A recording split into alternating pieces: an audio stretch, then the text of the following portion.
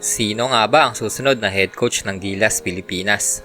Well, sa biglang pagre-resign nga ni Coach Chot Reyes bilang head coach ng Gilas Pilipinas ay may mga pangalan na nga ang lumabas kung sino nga ba ang dapat humawak ngayon ng ating pambansang kupunan. Alam kong kahit kayo mismo ay meron na ring naiisip na pwedeng umupo na naiwang posisyon na ito. Hindi rin biro ang umawak ng Philippine National Basketball Team dahil na nga rin sa pwede mong matanggap na kritisismo at pwedeng magbago bigla ang buhay mo.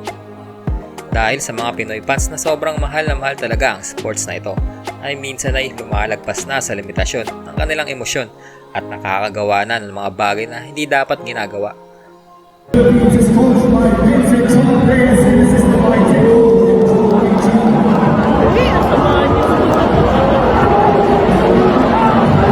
Kaya marami na rin sa mga personalidad na ito ang natatakot at umaatras kung tatanggapin nga ba nila ang job offer na iaalok ng SBP.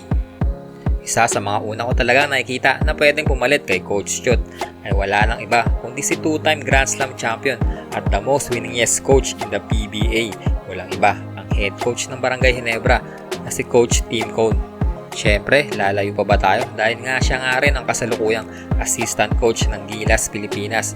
Kung meron man dapat pumunan sa posisyon na ito, walang iba kundi si Coach Tim Cone na nga yun. Una ay malapit na rin ang Asian Games at wala nang time para humanap pa ng ibang coach na pwedeng mag-handle ngayon sa ating national team. Kung pag-uusapan ng chemistry at comfortable ay muling mangangapa ang team kung maglalagay nga ulit ng bagong coach.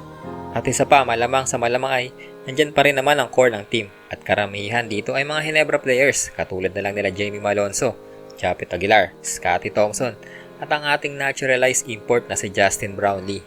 Kung sa experience lang sa international ay meron na rin naman si Tim Cone dahil nga nakakuha rin siya ng learning experience dito sa nakarang World Cup at dati na rin siya umawak ng national team noong 1998 Asian Games na naggamit ng bronze medal. Ito na rin siguro ang time para ma-redeem niya ang sarili para makuha ngayon ang gold na matagal nang mailap sa Pilipinas. Ang susunod naman na pwede natin maging head coach, walang iba kundi si Captain Jimmy Alapag. Alam naman natin kung sa experience lang sa international ay wala nang makakalapit pa kay Coach Jimmy.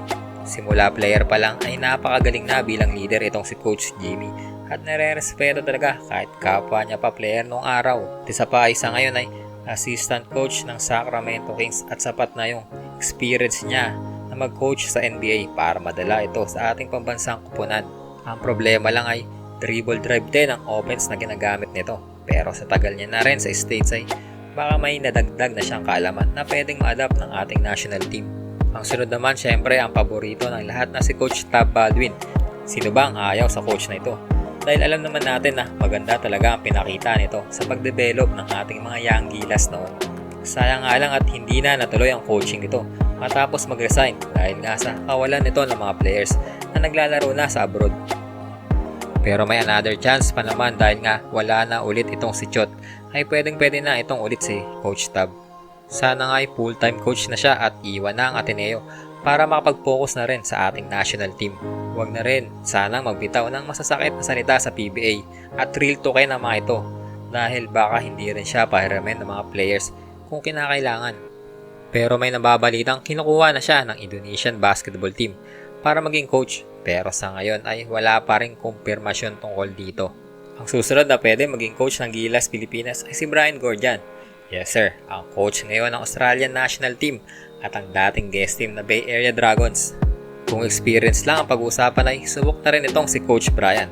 Siya lang naman ang nakapag-bronze medal sa Australia sa nakarang Tokyo Olympics. At syempre, marami na ring championship ito sa NBL.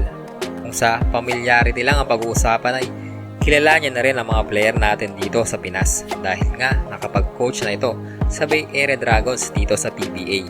Kaya alam niya na kung sino-sino ang pwedeng ipasok sa Gilas.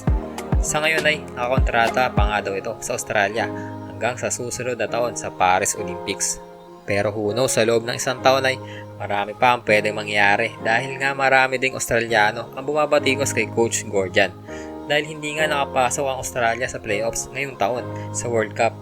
Kaya hindi natin alam kung aabot pa siya sa Paris Olympics this coming 2024. At ang panghuli na pwede natin kunin bilang head coach, walang iba kundi si Coach Nenad Hindi ko na babanggitin ang apelyido dahil mahirap bigkasin ito. Sa kanilang lahat na nabanggit ko ay siya lang naman ang wala pang team dito sa PBA na pwedeng maging hadlang para maging coach ng Gilas. Ito kasi ang kailangan.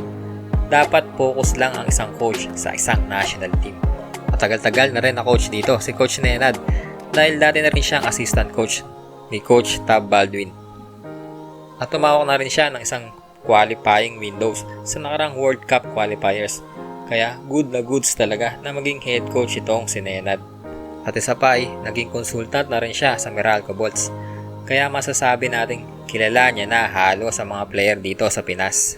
Kaya para sa akin ay siya talaga ang pinakabagay na maging head coach ng Gilas Pilipinas. Sa tingin nyo guys, may iba pa bang karapat-dapat na maging coach ng Gilas? I-comment lang sa baba kung may mga pangalan pa tayong nakalimutan. Thanks for watching. Peace!